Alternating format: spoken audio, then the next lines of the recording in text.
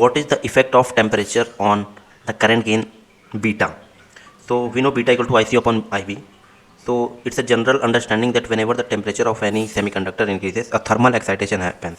Like there can be a generation of electron hole pairs, or this increase on temperature will prevent further recombination.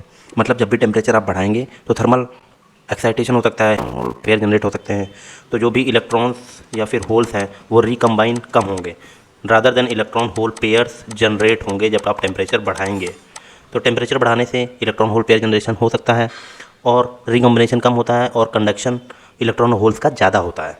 तो हम आज यहाँ पे beta की dependency electron और whole के लाइफ टाइम पे डिपेंड करेगी। तो इलेक्ट्रॉन और होल पेयर की लाइफ टाइम जितना ज़्यादा होगी उतना ही ज़्यादा कंडक्शन होगा, उतना ही ज़्यादा बीटा होगा। So let's say the average life time of a hole be represented by tau p and average lifetime of a electrons let's say represented by tau n. So average lifetime carrier of a hole, average lifetime carrier of a electron. तो ये life time of a carrier होता क्या है? तो life time of a carrier is the life time when they are free and are in conduction state. तो electron और hole pair जब भी कंडक्शन स्टेट में होंगे तभी वो कंडक्ट करेंगे। So average life time of electrons और holes exist before recombination. Combination से पहले जितना भी लाइफ टाइम इलेक्ट्रॉन्स और होल्स का होगा उसे ही life time of a carrier कहते हैं। तो टेम्परेचर बढ़ाने से, तो on increasing temperature life time of carrier increases. So this tau p and tau n will also increase, that is life time of hole and life time of electron temperature बढ़ाने से बढ़ेगा। So in a transistor let's say this is NPN transistor और any transistor let's say emitter base collector.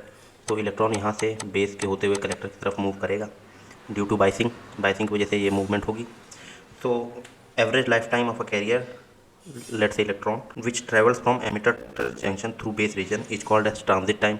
तो इस electron या फिर charge carrier का movement electron emitter से कलेक्टर तक के लिए हम इसे ट्रांजिट टाइम के थ्रू दिखा सकते हैं। So what is this transit time? Transit time is an average time of a carrier that it takes to travel from emitter to collector.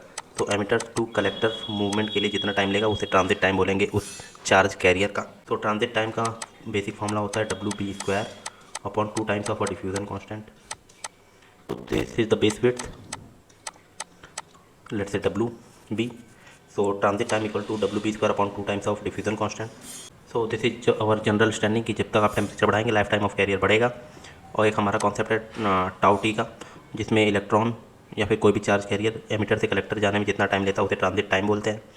So we will derive a relationship between beta and transit time and life time of a carrier like electrons और holes. So average life time हमें पता ही है, जितना recombination से पहले जितना भी electron या होल कंडक्ट कर रहा होगा उसे ही उसका कैरियर का लाइफ टाइम है।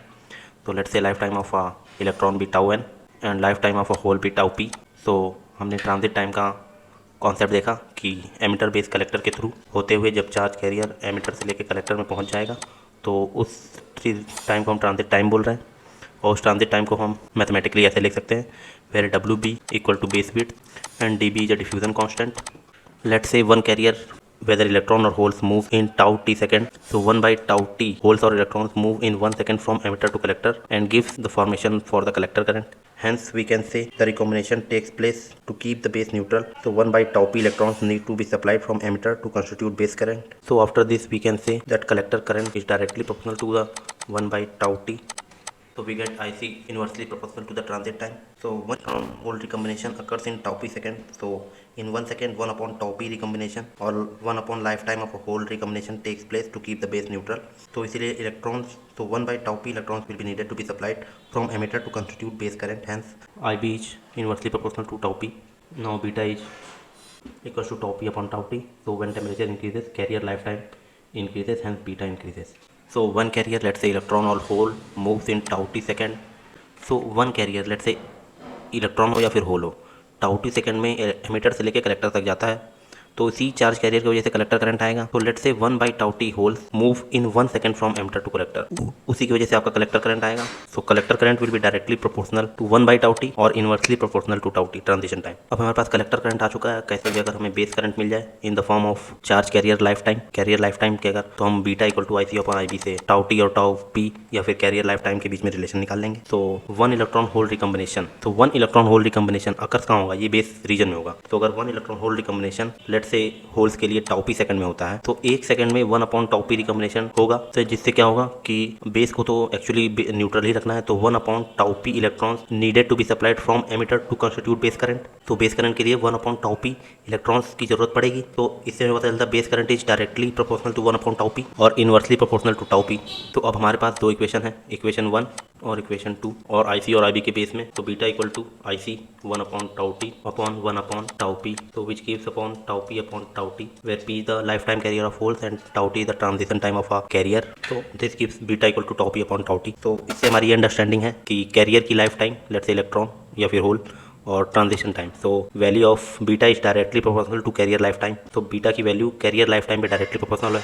तो अगर टेम्परेचर बढ़ाओगे तो कैरियर की लाइफ टाइम बढ़ेगी, कैरियर की लाइफ टाइम अगर बढ़ेगी तो आपकी बीटा की वैल्यू बढ़ेगी। और इसका एक और लॉजिक भी है कि आप टेम्परेचर बढ़ाओगे तो आपका थर्मल एक्साइटेशन होगा, थर्मल एक्साइटेशन की वजह से क्या होगा, रिकॉम्बिनेशन प्रिवेंट होगा। एक्चुअली टेम्परेचर बढ़ाने से इलेक्ट्रॉन होल पेयर किसी तरह का जनरेट हो सकते हैं, और ये चार्ज कैरियर को और एक्साइट करता है, वो कंडक्शन बढ़ाते हैं। तो this is the basic logic और relationship between beta and the carrier life time.